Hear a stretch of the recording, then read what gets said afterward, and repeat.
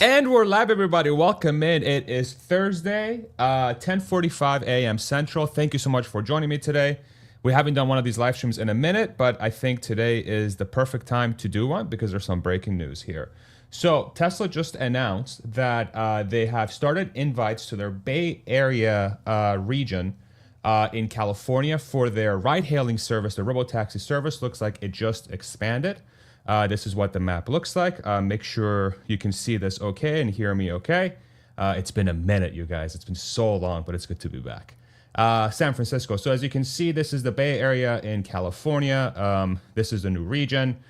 This is the San Francisco area, south of San Francisco. And then you can see that this entire Bay Area in California is now open to the public for the Robotaxi network. In case you're not familiar, the Robotaxi network is basically the driverless service that Tesla is launching through the country. This started in Austin. Let me show you a comparison of what the of what the region looks like. So in Austin, they launched what was memed into a massive existence was this interesting shaped geofence, and for scale. This is what this new area looks like in California. So this is as close to one-to-one as people can make it, according to the measurements of the roads and whatever.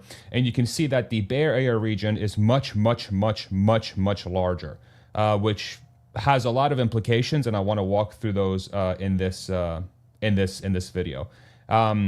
The Bay Area has places like Berkeley, Hayward, Fremont, San Jose. It's basically one of the most populous areas in the state.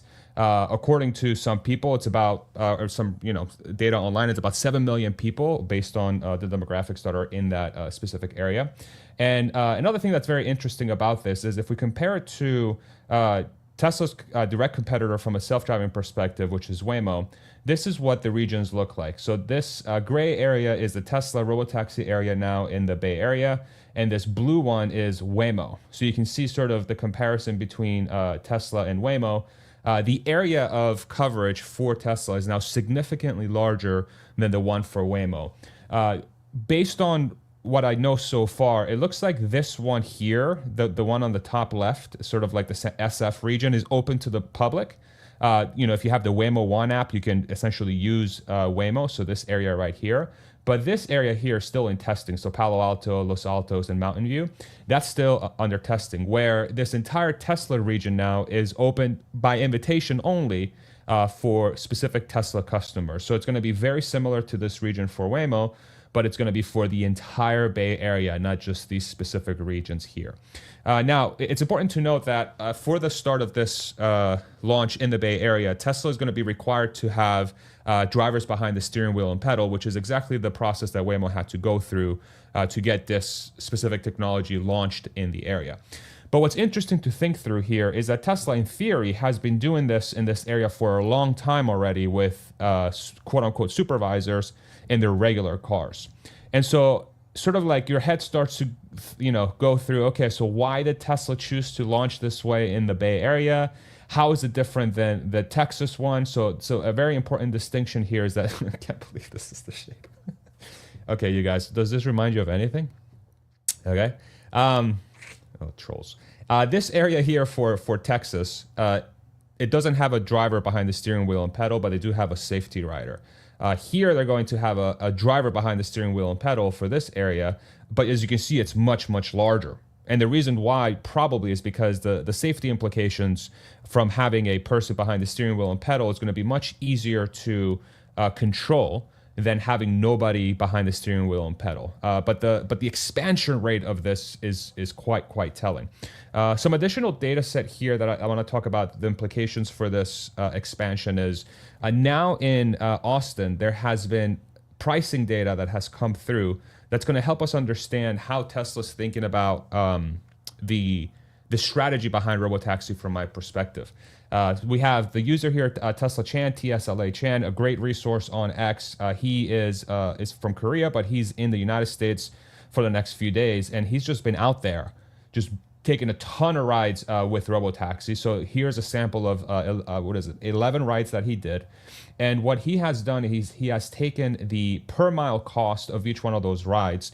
Now that Tesla has variable pricing, they launched this yesterday or 2 days ago, where Tesla is starting to charge on a per mile basis instead of having a flat fee of $4.20 or $6.90. They've now started charging per mile, which is very similar to what Uber and Lyft have been doing, and Waymo. And what appears to be the case, again, this is sort of early on in Austin, the prices are probably subject to change, but it gives us a clue to how Tesla's thinking about pricing this thing. There's trips of 4.5 miles long, 4 miles, 2 miles, 4.5, 5 miles, et cetera, 8 miles.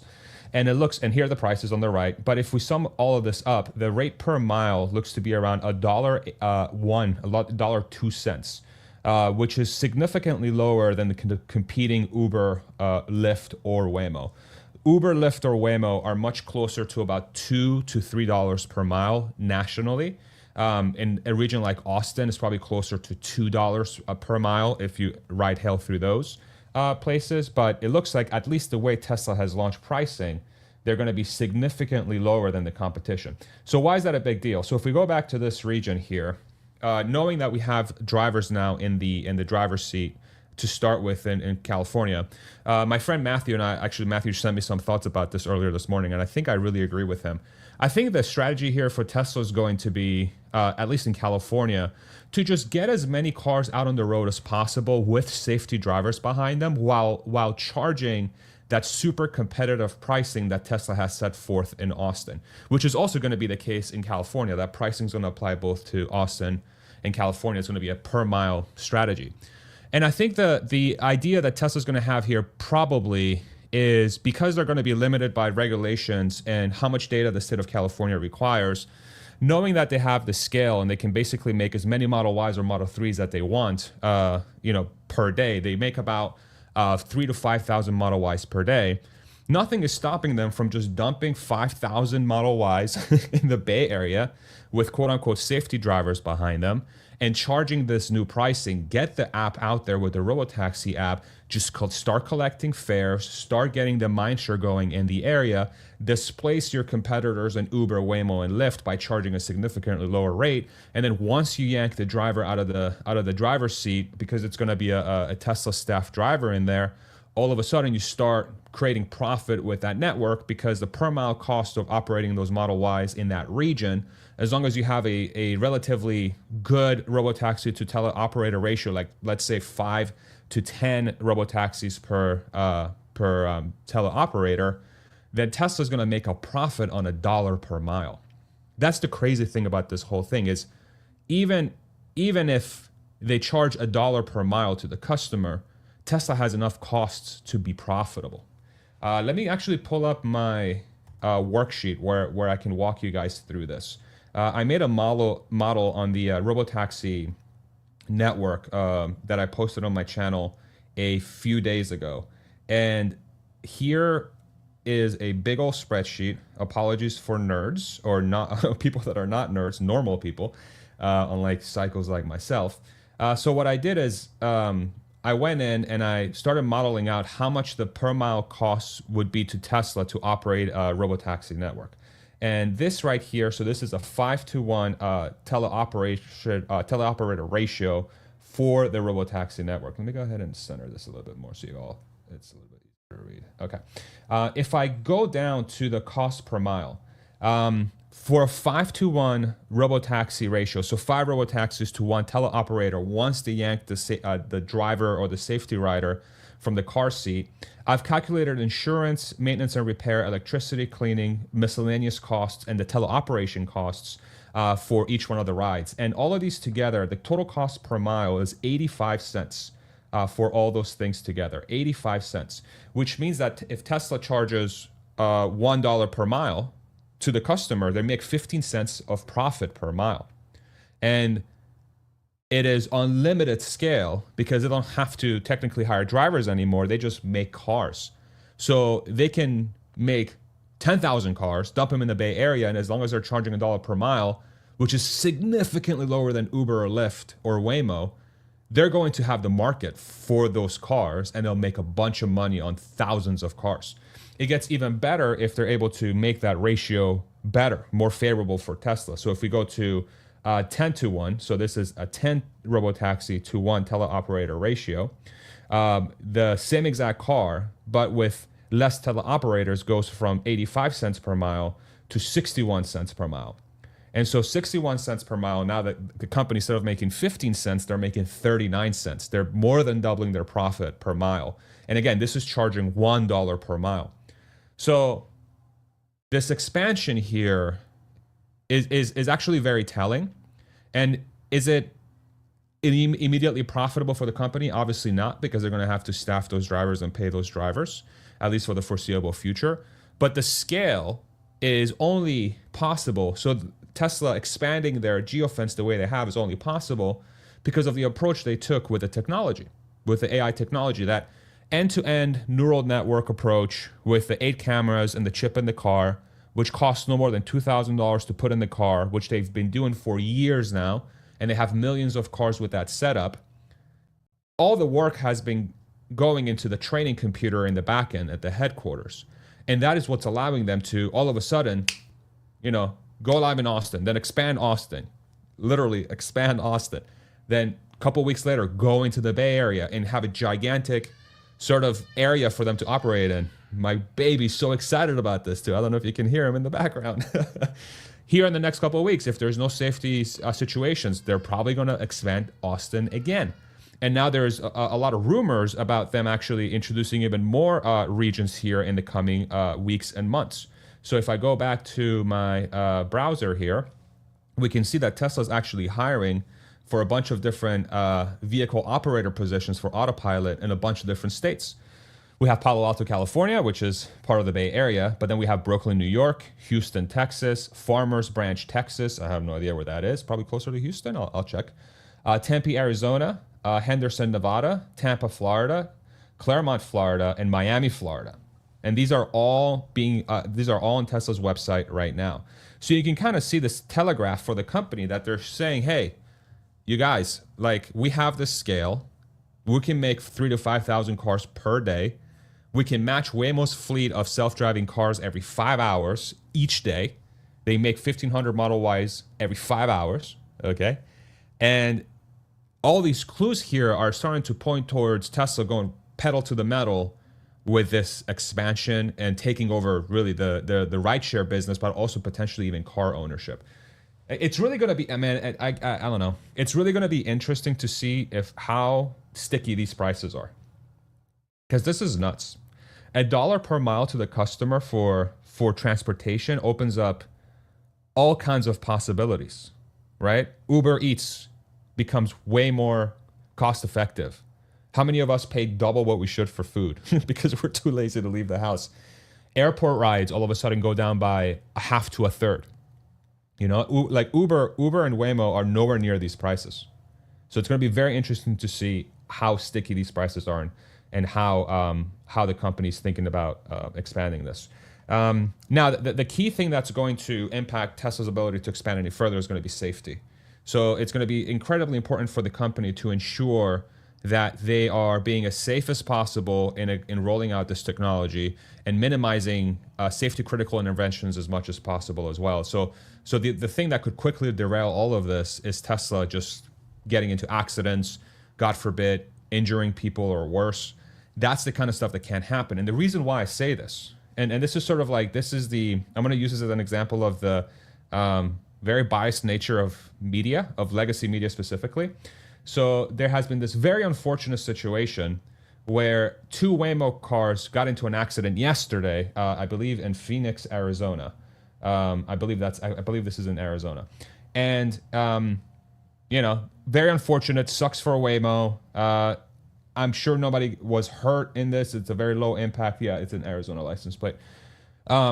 This is unfortunate, but this is a huge bummer, right? And these are cars that have a ton of sensors all over them, and they're getting into these kinds of accidents, which is a bummer, and I'm sure it's something Waymo will sort of go through. But imagine if this happened to Tesla. Imagine if this image right here was 2 Teslas. What kind of news would that generate when people saw this. 2 robotaxis getting into an accident. It would be, you know, I've made a joke on X, but it's actually probably accurate. It would be headline news, front page on the entire globe, plus Mars, plus Pluto, and the rest of the universe. Imagine if this was 2 robotaxis, right? So this is what Tesla has to avoid, is this situation. Again, Waymo's technology is fantastic. You can't expect them to be perfect always. They will get better. They'll learn from this. You know, they will move forward. And it's unfortunate, but you don't hear about this in legacy media. You just don't. Because it doesn't get the clicks. This is, you know, Waymo doesn't have the same sort of like cachet behind it as the word Tesla, right? So this is what Tesla has to avoid. So this is going to be their biggest priority as they expand the service. Putting a safety driver in California, number one, because it's required right now where they are in the permitting process with California. But in addition to that, because they have the scale, they could set a precedent that says, yo, we're just going to take market, y'all. We're just going to go for it. They need to avoid this stuff. They need to avoid this stuff with their entire might. And I think they're in a very good position to do it because of the technology, and they're being very measured with their expansion, even though they're going fast as hell. But this is the thing they need to avoid right here. You know, and it's nowhere to be found. It's only on X, y'all. It's only on X with people that follow this space very closely. Yikes. Oh, I wasn't even sharing my screen, you guys. Hold on. This is what I was sharing. Sorry. See, I'm rusty, you guys. I'm rusty with live streaming. I was even nervous coming on at the beginning because it's been so long. Anyway, this thing's not even loading anymore. Okay. Next few minutes, let's do a little bit of Q&A. I've been MIA for a while, so let's go ahead and do that. So if you're joining us live, go ahead and post a question in the comment section below, and I'll get to as many as I can. And yeah, so let me go ahead and start going through some of these. How much is a Waymo car? 150,000. Yeah, there's estimates out there anywhere between 100 to 200,000 per Waymo car. From what I've been able to gather, it's probably closer to the like 125-ish mark, 125 to 135. I don't know if that's accurate or not, but it's you know, this information is not public, so it's tough to understand. They're partnering with Zeekr moving forward, so these Waymos are on the Jaguar I-Pace platform. Waymo has partnered with Zeekr moving forward, which is the Chinese brand, because Jaguar is discontinuing the I-Pace. And Zeekr, apparently the figures are out there that they'll be able to make it at 80,000 per unit, but it's only going to be about 10,000 units per year. So the scale is going to be super limited, especially compared to Tesla, where Tesla can manufacture over 1 million Model Ys per year. And Cybercab is going to be probably in the millions of units per year moving forward. So we'll see. We'll see.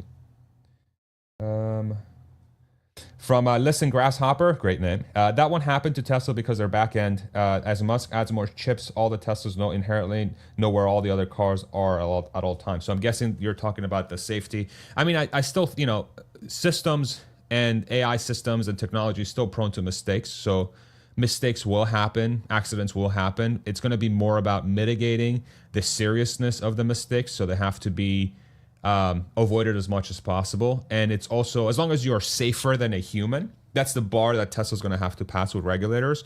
As long as they're significantly safer than a human, it's a no-brainer to put them on the road, because that's going to limit the amount of injuries and deaths, which is going to be better for society. It's going to be better for the economy. You don't have all this friction around people getting hurt. You know, a person who is hurt or injured, or God forbid worse, that is a negative to society, because now that person's, you know, that person is yanked from reality, right? And they're yanked from the economy. And so that's a huge drag on everything the society has to offer in this area. So safety, safer than a human, is the bar. And so as long as Tesla does that, they'll be fine. And that's why Waymo can operate, because Waymo, even though they're getting into these like silly little accidents, right? These silly little accidents in Arizona with this thing, you know, this is not that big of a deal, you guys. It's just not covered on legacy media. And if it was Tesla, it would be freaking everywhere. But that's not that big of a deal. This is something that Waymo is going to be able to navigate. It's just unfortunate, and it's a huge double standard.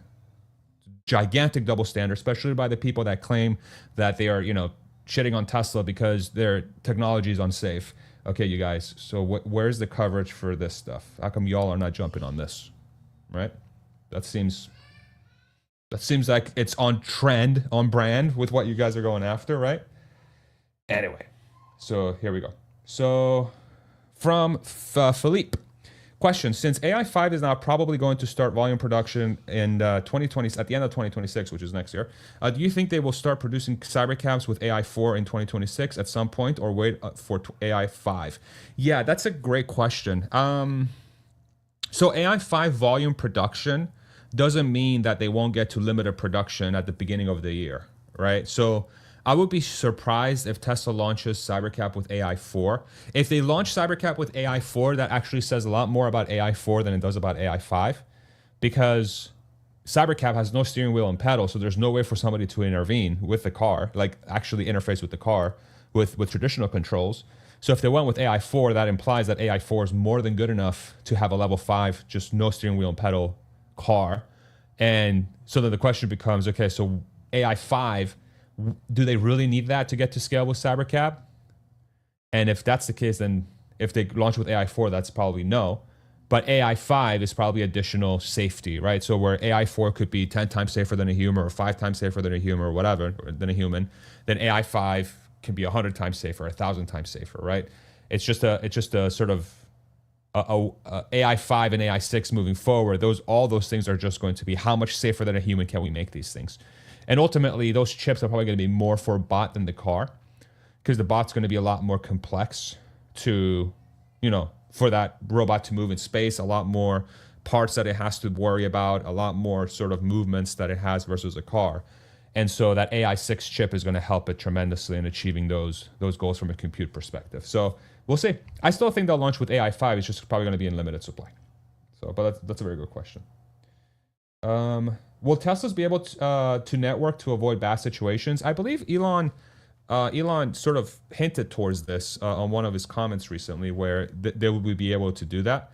But if the AI system is smart enough to handle these situations by just seeing, using the cameras and using the onboard computer, then the networking effect is probably not that big of a deal, because they'll just be able to avoid each other. They won't really have to talk to each other. Just see each other, be like, oh, don't do that. It's probably better for avoiding traffic, avoiding road work, maybe that kind of stuff. It could be helpful, sort of optimizing the routes. But when it comes to, immediate moves, I don't know if the networking stuff makes that big of a difference. But whatever additional information Tesla can use to make the experience better, I'm sure they'll use. So, any clues on how Austin's expansion above 11 vehicles? Also, any info on how many launched in California? So that's actually a very good question. And I saw on X today that it looks like Tesla has added at least one more car to their fleet in Austin. Let me see if I can find that post. Give me 1 second. There we go. Let me go ahead and pull this up. So this is what it looks like. Looks like Tesla has expanded their Robotaxi service beyond the initial 11 cars.